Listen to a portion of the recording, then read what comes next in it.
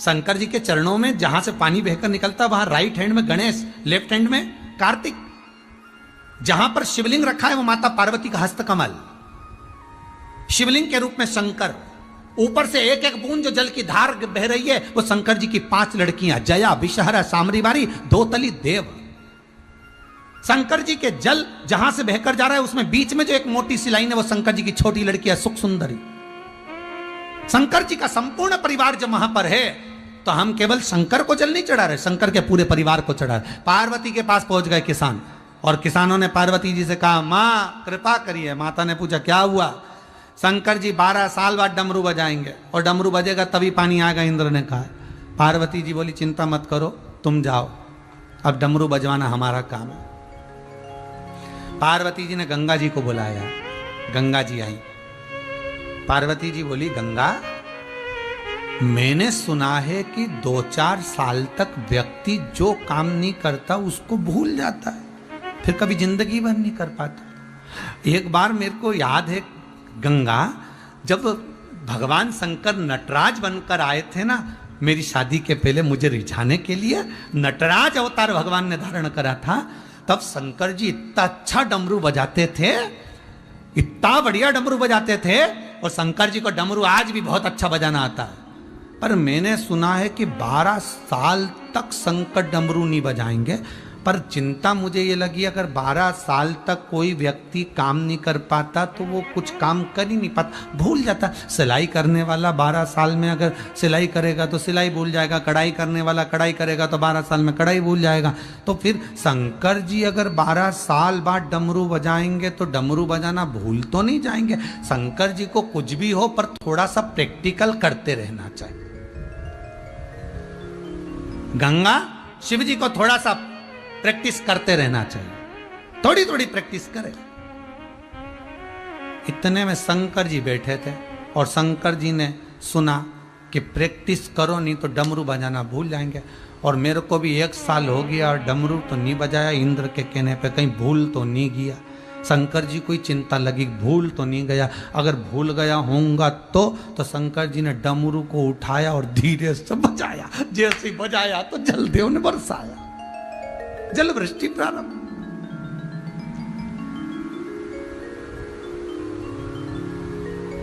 और जल वृष्टि हुई, डमरू बजते। बस वही तुम्हारे भीतर हो। परमात्मा को पाने की ललकता वस्तुओं में नहीं हो सकती। आप दिल से भगवान शिव को रिझाओ, वो डमरू बजाने को तैयार बैठा है, वो डमरू का नाद करने को तैयार बैठा है।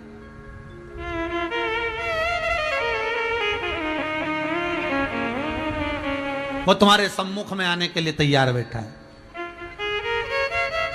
तेरे डमरू की धुन सुन के मैं काशी नगरी आई हूँ। तेरे डमरू की धुन सुन के मैं काशी नगरी आई हूँ। You always wondered why that app didn't exist. Now you can make it. Meet Replit Agent. Want a custom workout?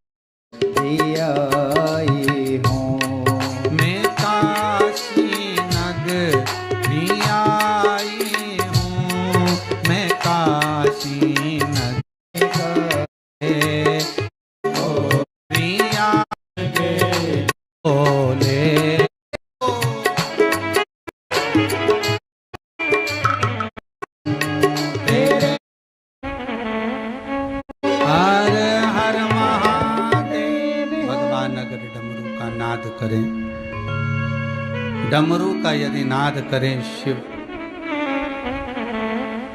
और उस डमरू के धुन पर भी भगवान भोला है, शिव बड़ा भोला, उसके बराबर दुनिया में कोई नहीं। सहज भोला, सरल भोला।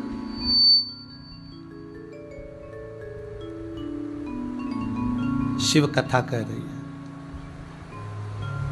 थोड़ा सा अहंकार छोड़ दोगे तो भगवान को मिलने में सहजता होगी। थोड़ी अभिमत्ता को त्याग दोगे तो भगवान को मिलने में सरलता होगी। दक्षायनी सती का अहम गया।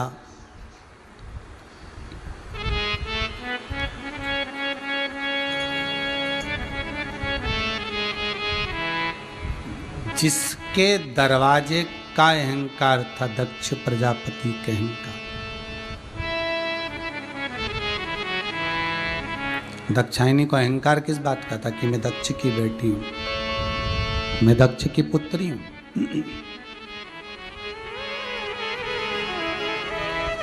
अभिमान ही ये भरा हुआ था कि मैं दक्ष की बेटी हूं। और भस्म भी कहां हुई है? दक्ष के घर के यज्ञ में। भाई बहुत ध्यान देना रे महाराज। जितने लोग कथा को श्रवण कर रहे हो बड़े भाव से सुन लीजिए, बड़े भाव से श्रवण करिएगा।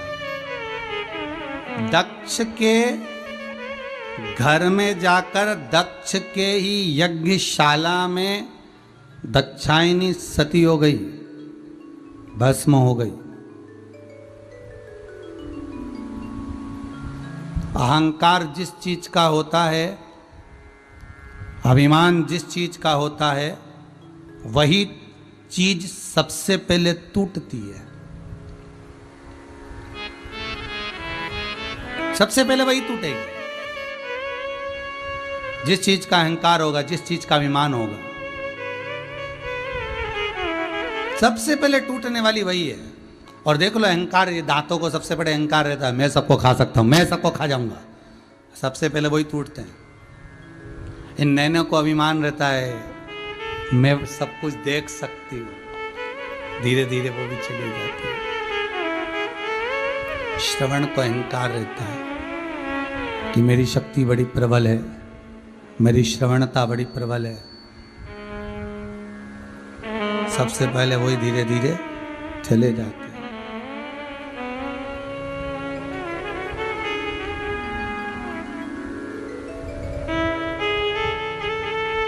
जिस जिस चीज का अभिमान आपके भीतर है, वो सारा अभिमान की वस्तुएं सबसे पहले छूटती है। दक्षायनी दक्ष के यज्ञ में जाकर समाप्त हो गई। शिव को क्रोध आया।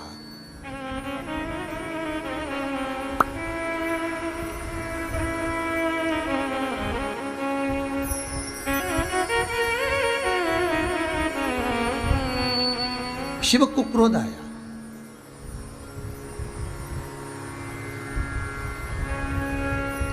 और बहुत क्रोध आया। कुछ चीजें बहुत कठिन होती हैं, कुछ चीजें बहुत कठिन होती है। पहले नंबर पर चींटी को चश्मा लगाना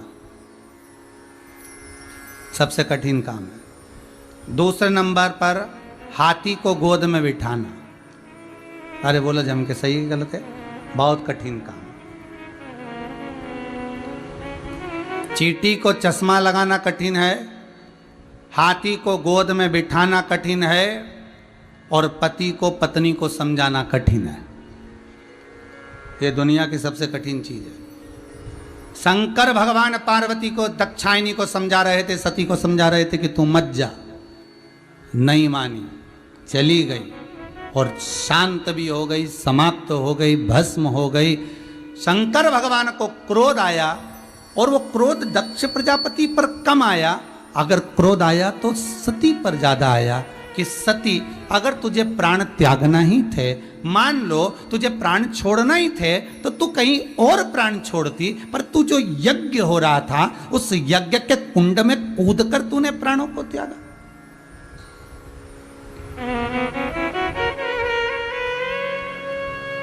यज्ञ के कुंड में कूद कर तू प्राणों को त्याग रही। हे सती, जरा विचार तो करना था तेरे को।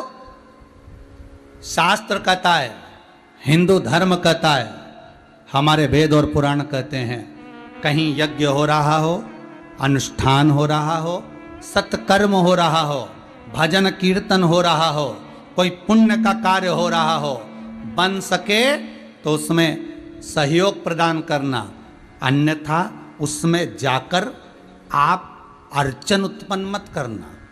पर दुनिया के लोग इतने विचित्र पैदा हुए हैं कि जब कहीं डिस्को हो रहा हो, रात्रि को शादियों में खूब पार्टियां हो रही हो, तो दुनिया के लोगों को कोई ऑब्जेक्शन नहीं होता, कोई फर्क नहीं पड़ता।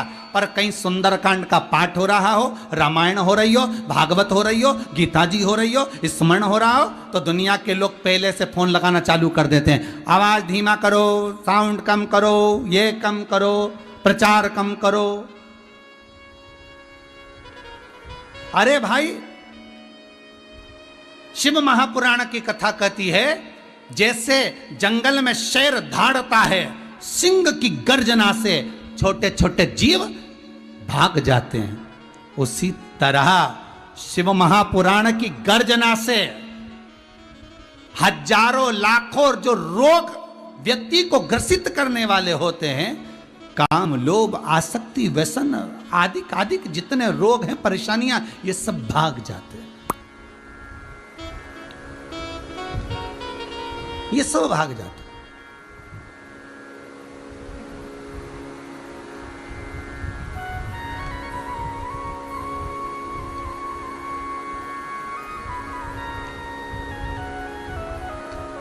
कि ले भोले का नाम तुझको शिव मिलेगा।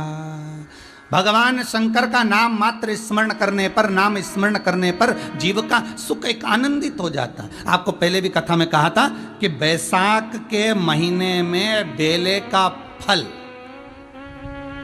काय का फल?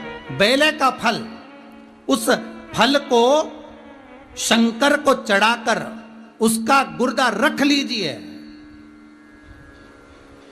या बन सके तो बैसाख के महीने में बेले के फल को जलाकर उसकी भस्म तैयार कर कर शंकर पर चढ़ाकर उसको उठाकर रख लीजिए। वो दुनिया की सबसे बड़ी औषधि,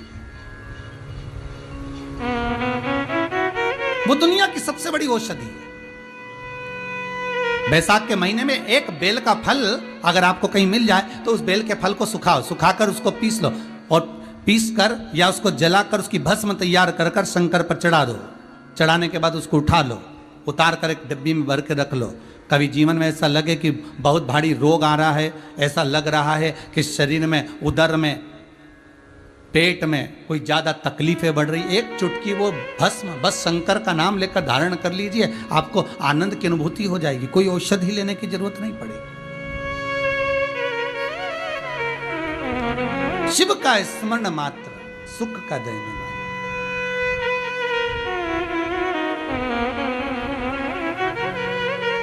महाराज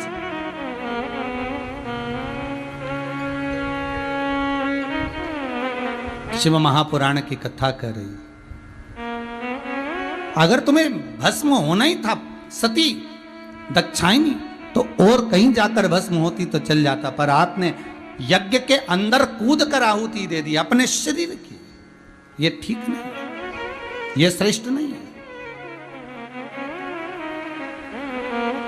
कभी भी सत्कर्म की जगह पर अच्छे काम कहीं हो रहे हो, कहीं भगवत स्मरण हो रहा हो, भगवत भजन हो रहा हो, नाम जाप हो रहा हो, नाम कीर्तन हो रहा हो, ऐसी जगह पर जाकर कभी अड़चन उत्पन्न मत करना, कभी ना करिए।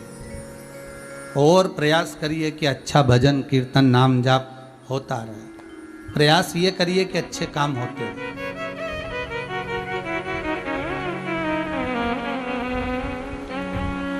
महाराज सती, तुम क्रोध की अग्नि में जलकर भस्म हुई हो, इस यज्ञ की अग्नि में जलकर भस्म हुई हो सती। मैं शिव आपको कहता हूं, आपने देवताओं के यज्ञ में अड़चन उत्पन्न करी है, इसलिए आपको कोयल का जन्म लेना पड़ेगा। देखिएगा, सती जलकर भस्म हुई तो अगला जन्म इनका कोयल का हुआ। कोयल बनकर सती जब 2 आषाढ़ पड़ेंगे, और 2 आषाढ़ जब पड़ेंगे, उन 2 आषाढ़ में जब तुम मेरी आराधना करोगी, 2 आषाढ़ मतलब 2 अधिक मास आषाढ़ के पड़ेंगे, उसमें तुम जब मेरी आराधना करोगी तब इस कोयल की योनि से मुक्त होकर, उसको हमारे यहाँ हिंदू धर्म में कोकिला अधिक मास कहते हैं। जब 2 आषाढ़ पढ़ते हैं तो कोकिला अधिक मास कहलाता है, 2 आषाढ़ पढ़ने का। तब तुम मेरा स्मरण कर कर, हे सती, मेरा स्मरण कर कर हिमालय राज के घर में पार्वती बनकर फिर तुम्हारा जन्म, फिर तुम्हारा प्रागट्य होगा, फिर तुम जन्म। दाक्षायणी की आंख से आंसू बह रहा है, नैनों से जल बह रहा है, अश्रु गिर रहा है। और दाक्षायणी की आंख से जब आंसू गिर रहे हैं, नैनों से जल बह रहा है,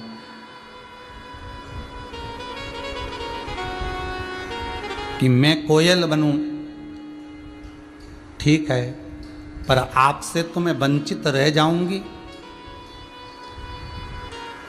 आपसे तो मैं दूर रह जाऊंगी, और आपसे अगर मैं दूर रह गई तो मेरा फिर कोई जन्म हो मुझे मतलब ही ना। शिव जी ने कहा, सुनो सती, कोयल के रूप में आप विराजमान होगी, पर जब आप कभी किसी भी स्थान पर मेरे शिवलिंग का निर्माण होगा, उस शिवलिंग के निर्माण वाली जगह पर जिस वृक्ष पर बैठकर आप आपकी वाणी से कूकोगी, बोलोगी, जिस शिवलिंग के स्थान पर विराजमान होने के बाद अपनी वाणी से जब आप कूकोगी, बोलोगी, तब मेरे ही पद को प्राप्त कर कर मेरा ही दर्शन नित्य पाओगे, नित्य। एक बहुत सुंदर बात है महाराज जी, अगर आप लोगों ने ध्यान देंगे, कोयल जब अपनी वाणी से कूकती है ना, कोयल जब अपनी वाणी से कुछ पुकारती है ना, तो उस कोयल को रोका नहीं जाता है, प्रसन्न होना चाहिए। क्यों? कोयल जब अपनी वाणी से कूकती है, पुकारती है, तो कोयल को उतनी देर के लिए शंकर का दर्शन होता है, उतनी देर के लिए शिव। हे दाक्षायणी, तुम कोयल का जन्म पाओगी, तुम्हारी वाणी जब निकलेगी, तुम्हारी वाणी से जब तुम संबोधन करोगी तब मेरा दर्शन पाओगे। जब उसको याद आती है, दाक्षायणी को, सती को जब शिव की याद आती है, वो कूकती है, आवाज लगाती है, शंकर उसके सम्मुख में होते। मेरा निवेदन केवल कोयल से ही नहीं, मेरा निवेदन आप सबसे भी है। जैसे कोयल एक पक्षी होकर दाक्षायणी कूक कर भी भगवान को पा लेती है, आप और हम अगर एक बार दिल से, हृदय से शिव को पुकारेंगे तो क्या शंकर नहीं आएगा? एक बहुत सुंदर बात कहें आपसे, ये कोरोना वायरस की गति और प्रार्थना की गति, आपके भजन की गति, भक्ति की गति, इन दोनों में तीव्रता किसकी है? जम के बोलिए। कोरोना वायरस जिस रफ्तार से फैल रहा है, शिव महापुराण की कथा कहती है, आपकी भक्ति, भजन, नाम जाप में वो बल है कि कोरोना वायरस जिस रफ्तार से फैल रहा है, उससे 1000 लाख गुना रफ्तार आपकी प्रार्थना में, आपकी भक्ति में, आपके मंत्र में होता है। इतना बल।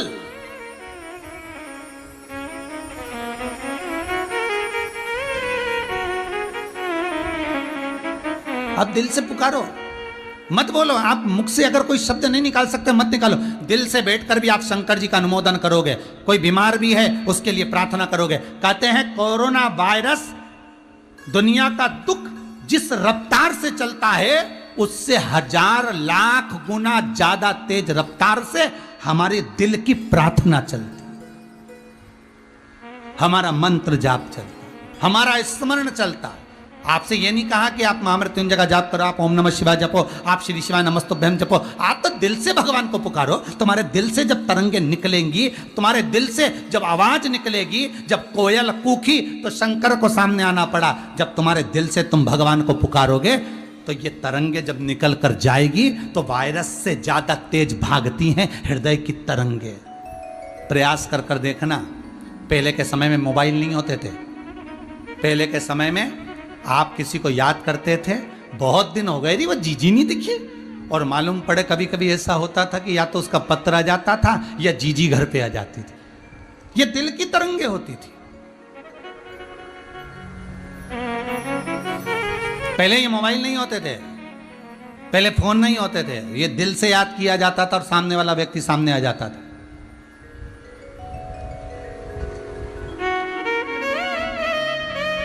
बस उसको पुकारा और वो सम्मुख में आ गया।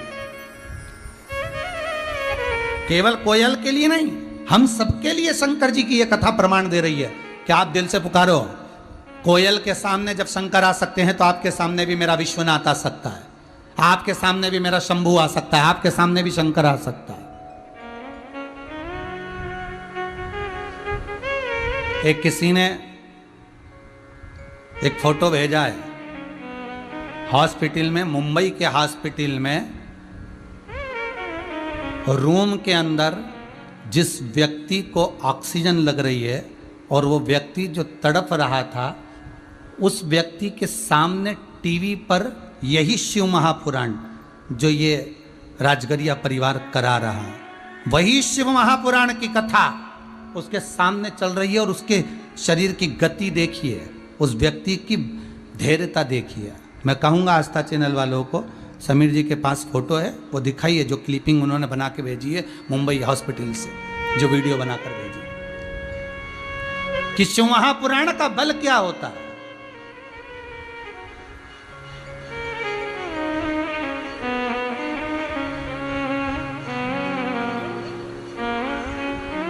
शिव महापुराण की भक्ति का बल क्या होता है। हमारी भीतर की तरंगे, हमारे भीतर का नाम जाप, हमारे भीतर का स्मरण।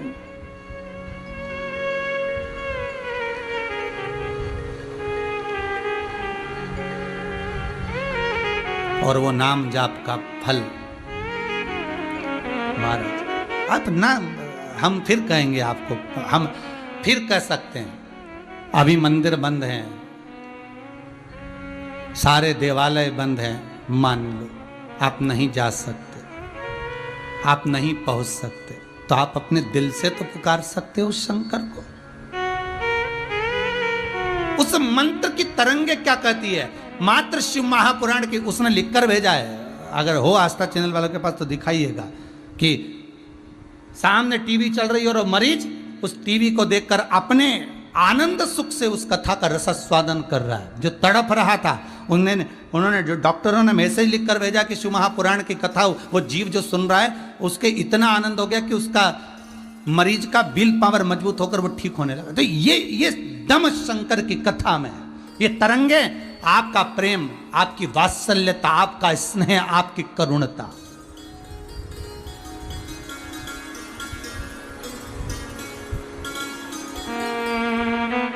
वायरस से ज्यादा तीव्र है आपकी प्रार्थना, वायरस से ज्यादा तीव्र है आपकी भक्ति, वायरस से ज्यादा तीव्र है आपका भजन,